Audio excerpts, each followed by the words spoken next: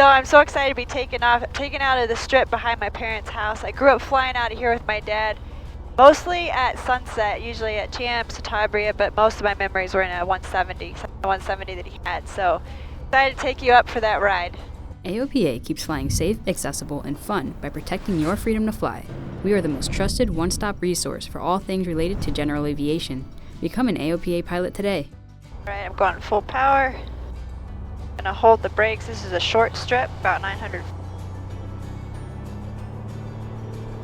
Alright, engine instruments are all green.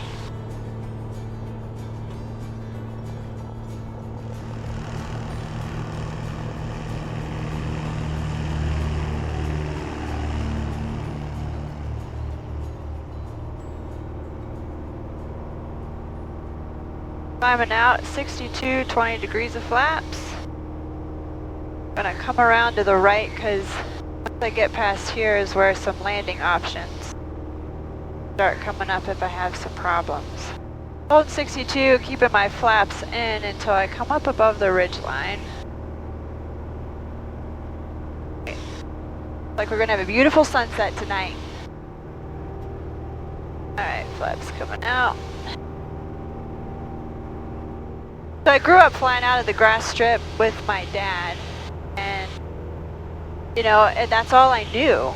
And we only went to paved runways really if we wanted to go out to eat at a restaurant. It was a special treat, and that was normal until I learned to fly. And I learned to fly at nice long paved runways, and then I was just too intimidated. Goodness, for about 20 years I had taken a mountain flying course. I had started doing some backcountry flying. I would practice, you know, hitting my spot at airports, doing short field landings, and I practiced a lot. And really what it took for me to get the guts up to land in there was that my husband flew in and landed there. A little sense of competition. And I did my husband's tail endorsement, and so I was like, well, if he can do it, I can do it. So I did it the same evening. But anyway, it's a 900-foot strip. It's narrow. The barn's on one side. The house is at the end. There's a pond on the other side of the runway. And so you just really have to be, on top of it. The approach is nice and open. Is really nice and open. But you really have to have good control on the ground. All right, so the field elevation there is about 670. So I'm going to do my pattern at 1500. I'm going to slow up on the downwind, about 70 miles an hour. Use 20 degrees of flaps. Nice and configured and slowed up so I don't have huge pitch and power and flap adjustments.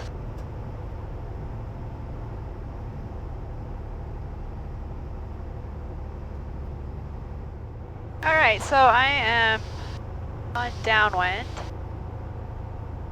and I lose sight of the runway on an extended downwind base until I come out on final. So I'm getting myself lined up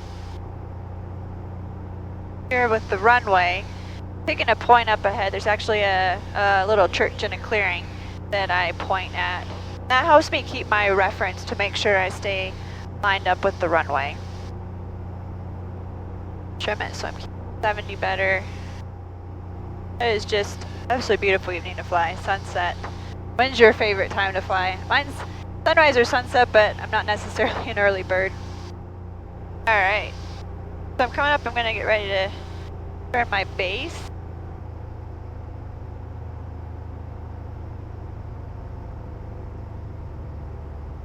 Start slowing up. 30 degree flaps. Full flaps. I'm at 60, I'm going to end up approaching 50 to 55. I don't like to drag it in on power. I like to be able to just continue reducing my power. Right, I'm going to get ready to start turning final. Right, I'm coming around to 55.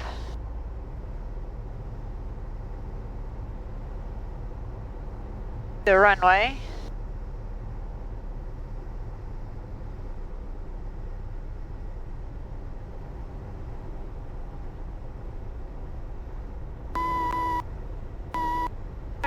power to idle and I am at 60.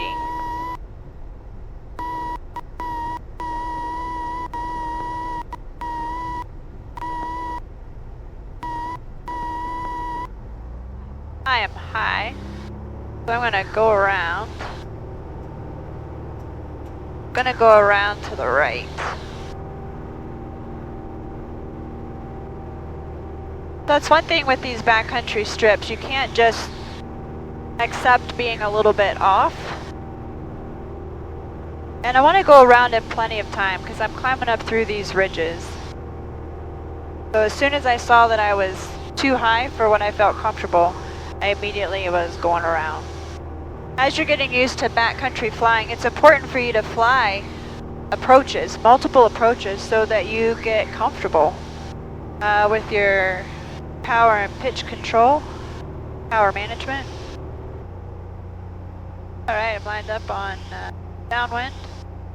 I'm stabilized 70 miles an hour, 100 feet, 20 degrees of flaps. I'm lined up at that church. Right, clear. I'm gonna 30 degrees of flaps and turn my base.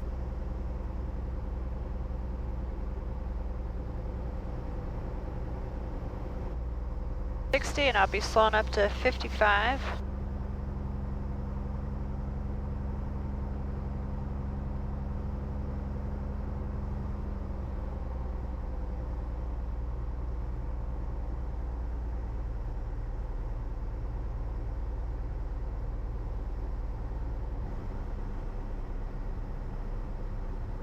I don't like to drag it in on power, so I'm just kind of keep reducing the power. And bringing my power out. I may add a touch as I'm getting ready to come in and touch down. Right around 55. 5 on the rudders. There we go.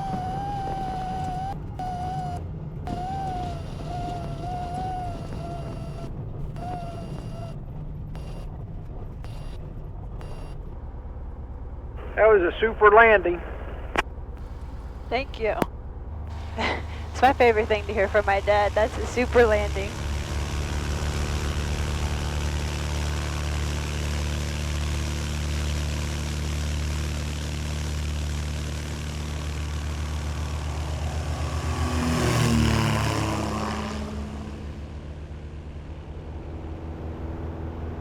So the grass strip behind my parents' house is 900 feet long.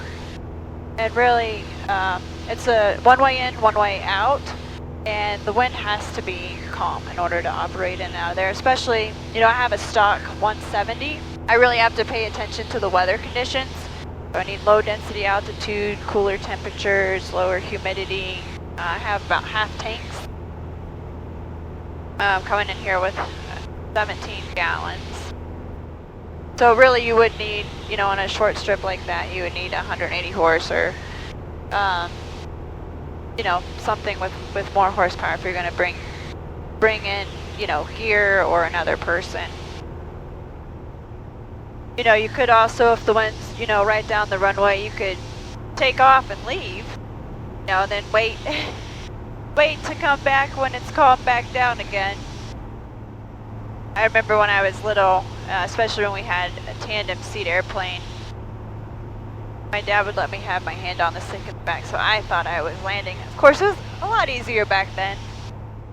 Alright, I'm going to start getting set up for my downwind. Then down to 1500. Start slowing up to 70 miles an hour. My flap range, go ahead. First notch of flaps. Have the runway in sight. Beautiful sun. Bright reddish orange. Alright, I'm going to trim it here.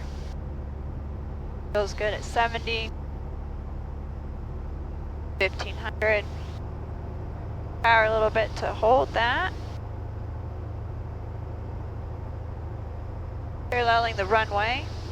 I'm going to lose sight of it here in just a minute on the downwind, but I have my point out straight ahead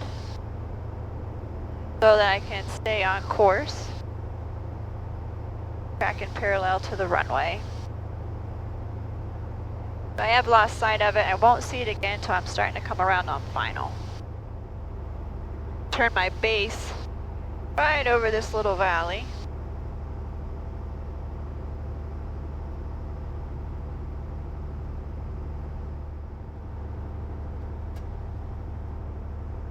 .30 degrees of flaps. Oh, 40. 60. I'm gonna keep this, but when I turn final, I'm gonna load at 55. Still can't see the runway yet, but I'm flying right up this valley. I'll start my turn, come around the bend in this hill over here. Helps have a blue water tower as a nice aiming point. I always pick aiming points to have as backups when I can't have sight of the runway the whole time. Right, runway is coming into view.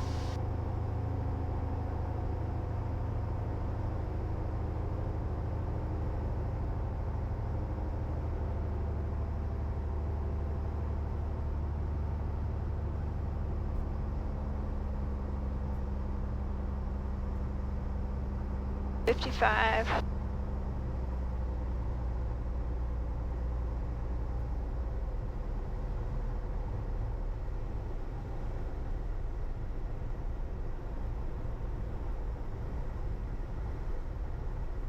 Holding 55.